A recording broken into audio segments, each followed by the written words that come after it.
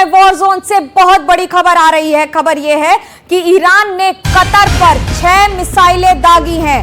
Qatar में अमेरिकी ठिकानों पर 6 मिसाइलें दागी हैं ईरान ने। एक दिन अमेरिका ईरान पर हमला करता है, अगले दिन ईरान अमेरिका पर पलटवार कर देता है। भले ही अमेरिका ईरान के अंदर घुसकर मारे, लेकिन अमेरिकी ठिकानों पर आसपास के जितने देश हैं वहां पर अब पलट कार्रवाई कर रहा है ईरान। ईरान ने, खामेनेई ने साफ कहा था कि इसका मुंहतोड़ जवाब दिया जाएगा और बड़ा तीखा होगा ये जवाब। ठीक उसी तरह से ईरान ने कतर पर इस समय 6 मिसाइलें दाग दी हैं और उन्हीं जगहों को, ठिकानों को मिसाइल पर अपना टारगेट लिया है जो सिर्फ और सिर्फ अमेरिका के ठिकाने थे। एक बार और बता दें, क्योंकि ये बहुत महत्वपूर्ण है आपके लिए जानना, कि जहां मिडिल ईस्ट में पूरा वर्ल्ड ऑर्डर बदलता हुआ दिख रहा है, कौन सा देश किसके साथ जा रहा है। एक और इजराइल है जिसने ईरान के साथ लड़ाई की है, तो वहीं ईरान ने पलटकर इजराइल पर हमला किया। अब इजराइल के जवाब में अमेरिका ने भी ईरान के जितने भी यूरेनियम यानी कि न्यूक्लियर सेंटर्स थे तीनों, उस पर मिसाइलें दागी हैं और उस पर नुकसान पहुंचाया है। हालांकि अब ईरान ने यह साफ कर दिया है कि अब ईरान ने अपनी पलट कार्रवाई की है और कतर पर 6 मिसाइलें दागी हैं।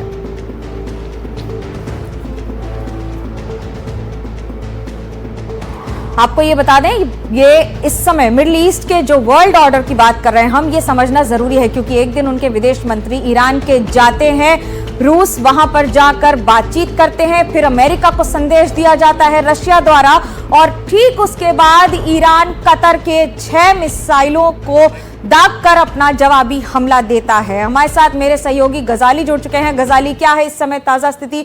फिर एक बार लग रहा है कि ये लड़ाई वापस एक स्तर और बढ़ती चली जाएगी।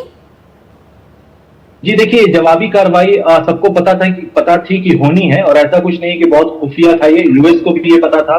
यूएस ने भी जब ईरान पे हमला किया था बंकर बस्टर बॉम्ब से, तो ईरान को किसी मीडिएटर के थ्रू उनको बता दिया गया था कि आपके न्यूक्लियर इंस्टॉलेशन पर अटैक होगा। और आज शाम से यूएस के जितने एयर बेसेस हैं या एयरफोर्स बेसेस हैं मिडिल ईस्ट में, उन सभी देशों में खास करके वार्निंग दे दी गई थी कि अटैक होने वाले हैं। उन सभी को, ज्यादातर को खाली करा लिया गया है। कतर में यूएस का सबसे बड़ा एयरबेस है पूरे मिडिल ईस्ट में, वहां पर भी जो सैन्य अधिकारी थे उनमें से मैक्सिमम लोगों को खाली करा दिया गया है। अभी ये सूचना नहीं मिल पा रही है कि इन बैलिस्टिक मिसाइल्स जो ईरान ने छोड़े हैं उनको इंटरसेप्ट भी कर लिया गया होगा। फिलहाल इसकी पुष्टि नहीं हो पाई है, न ही ऐसे कोई विजुअल्स आए हैं कि एयरबेस पर जाके किसी भी मिसाइल ने हिट किया है।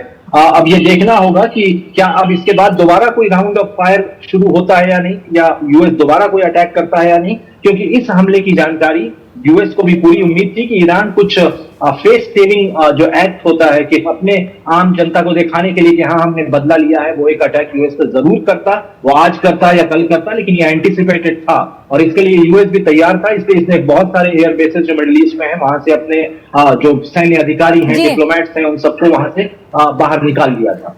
जी गजाली, धन्यवाद आपका। मेरे साथ मेरे सहयोगी उमा शंकर जुड़ चुके हैं। उमा, क्या लग रहा है, स्थितियां बद से बदतर होती चली जा रही हैं?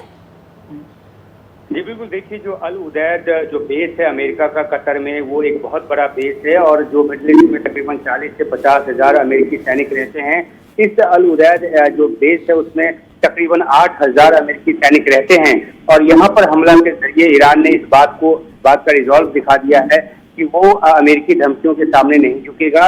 और जिस तरीके से अमेरिका ये कह रहा था कि अगर रिटेलिएशन होगा तो वो अलग अलग दूसरे सैनिक ठिकानों पर भी हमला करेगा, तो अब ईरान की तरफ से ये जो हमला है वो कर दिया गया है। हालांकि कतर की जो दूरी है वो ईरान से बहुत ज्यादा दूर नहीं है और इसलिए शॉर्ट टर्म मिसाइल का भी इस्तेमाल इसमें किया गया हो सकता है।